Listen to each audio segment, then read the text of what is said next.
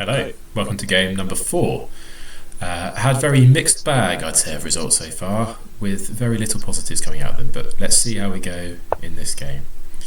E4, E5. I've been trying to work on the Petrov, so we'll see if we get that. I'm expecting knight F3 is the most common move here, but we'll see what we get. An update, still no message from Gotham, and to be honest I think that's probably for my own self-interest given how I've been playing. It's been pretty shocking, so let's see if we do any better in this game. Looks like I've stopped the opponent on move 1 with E4, E5.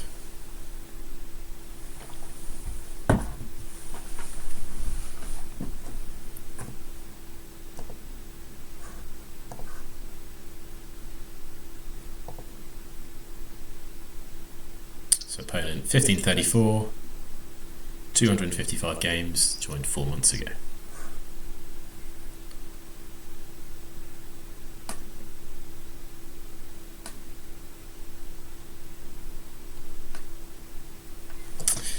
Yeah, I think time management's been an issue, blundering pieces has been an issue, and middle games have been an issue. So lots to work on, but I suppose part of having a series is you've got to start somewhere. So if anything, it would just make the rating improvement all the sweeter when it starts to happen. Okay, still says opponents online, but a bit concerned that they haven't made a move.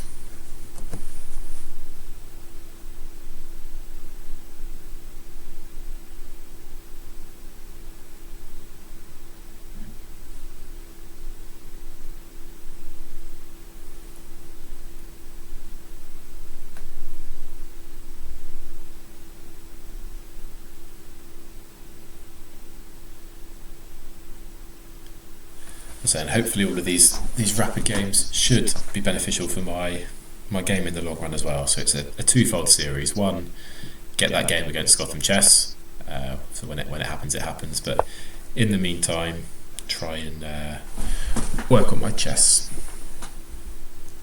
Okay, so knight C3. We can go knight F6. Could be Vienna Gambit, which is kind of interesting, kind of exciting. Try and remember my theory if we go into that line. Kind of no standards. C3, D4 kind of ideas. So the K4 might just bring the bishop out and transposition into an Italian style game.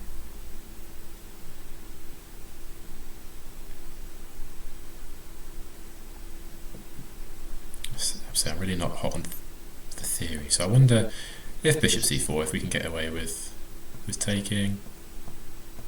I think this kind of line is what you expect in that.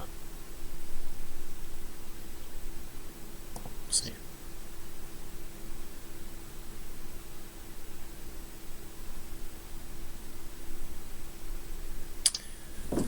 Well, it's nice to pick up a healthy time advantage. Opponent down to 12 minutes. Usually it's me that starts struggling, so hopefully this will pay some dividends towards an end game if we get that far. If I don't hang a fork like last game.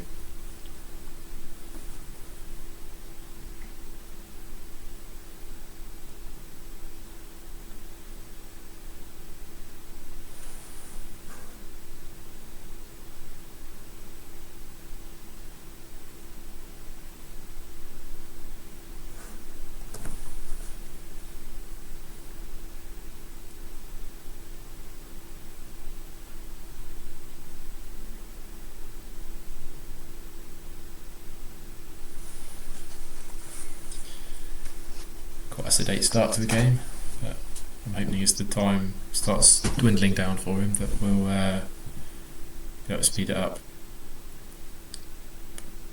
Would like him to be there so we can play a game. It's not about gaining the rating points, it's about improving by playing the games.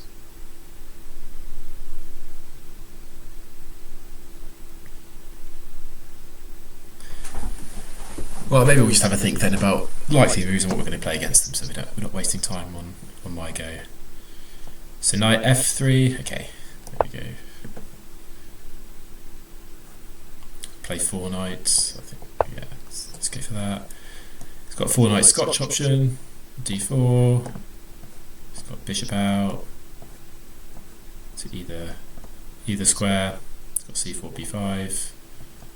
Got d3. Sure, even h3 is a move. Lots of options.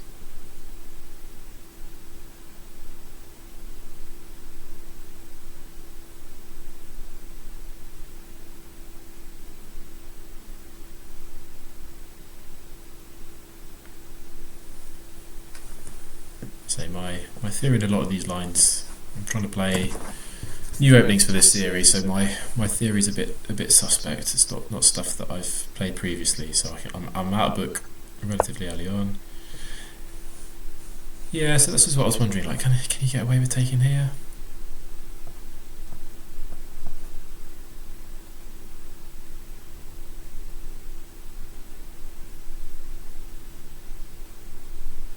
I think the move is you go back, don't you, to look after your bishop, and then we get this.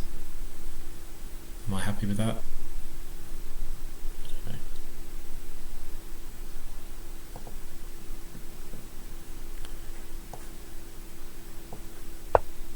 Maybe look at it afterwards.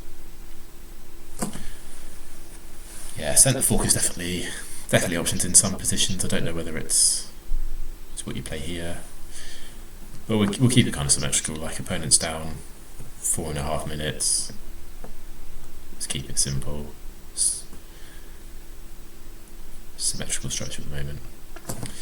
It's interesting. When I was a junior, this would be the position you'd have in close to 100% of your games. Everybody played this from a slightly different mood order, but kind of very used to seeing this some 20 odd years ago. And it was always the dream if you could get your knight out and win the pawn here. Manage to pin the knight with the bishop. There were the two themes you were going for.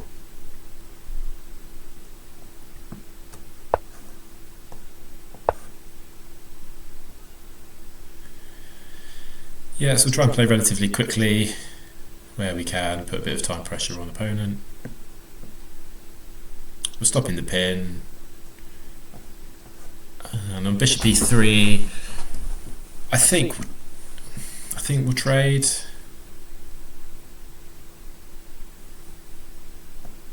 Because dropping down, well, that is an option, isn't it?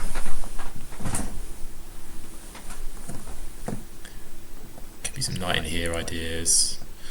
Knight out to the rim, I'm not so bothered. So if bishop here and I go back, knight out, I'm quite happy to trade in that position. And actually it's something I'm thinking about that I want to achieve in the upcoming moves. If opponent castles, say, knight a5, win that bishop.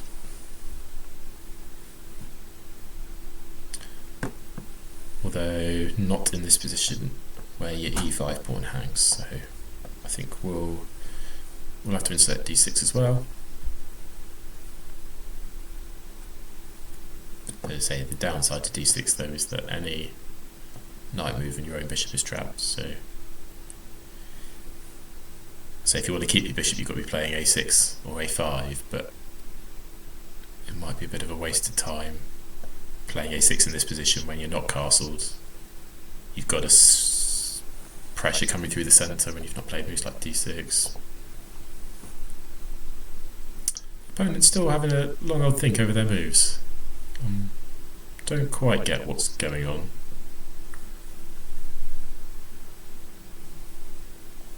But hey, you've got 15 minutes to do with as you wish. If you want to spend 7.5 on your first 5 moves, you're more than welcome to.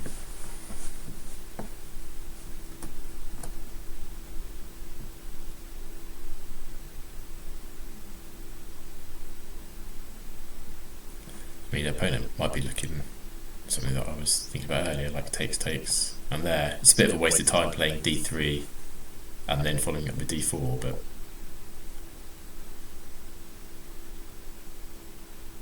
here's an option.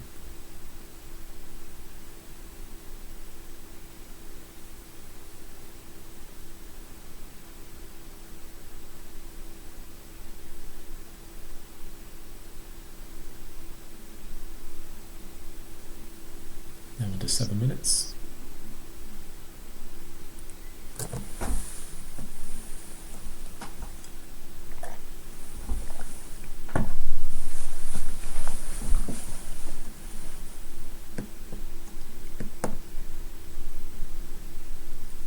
I'm hopeful in the near future then I'm going to get used to commentating over my games.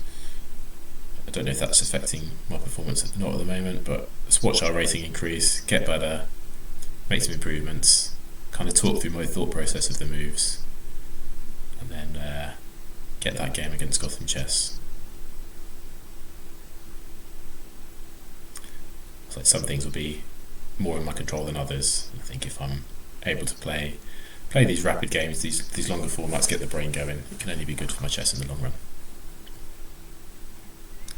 So what moves am I anticipating here? I think castles has got to be the main move,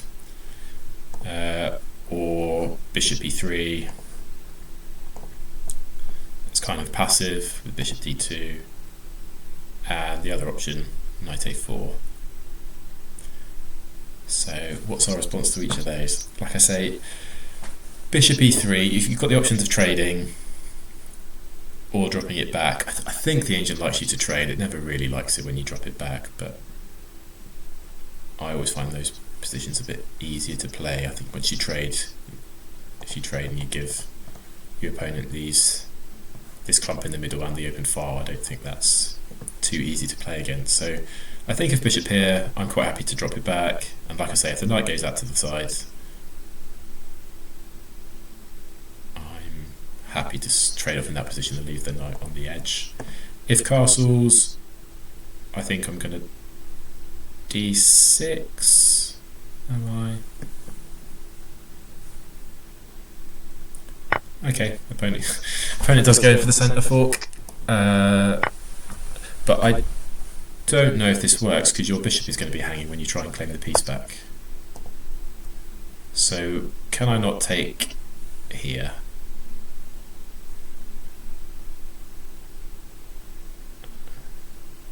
What's wrong with this?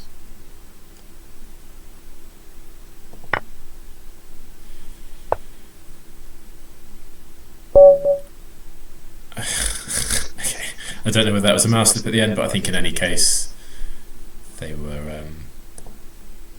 down there. Okay, so that was a quick win in terms of moves. Opponent somehow managed to spend 10 minutes, blunder 2 pieces, and then left. But it'd be interesting to look at that one with the engine, because there's, like I say, some bits of the theory I've not looked at in over 20 years. So e4, e5. I mean, we kind of transpose with knight c3, knight f6, f4. So the moves. Knight c6 played most common and most from the engine, so it likes the 4 knights. Okay, so engine likes it in the middle. So let's walk through it. So it does like taking d5,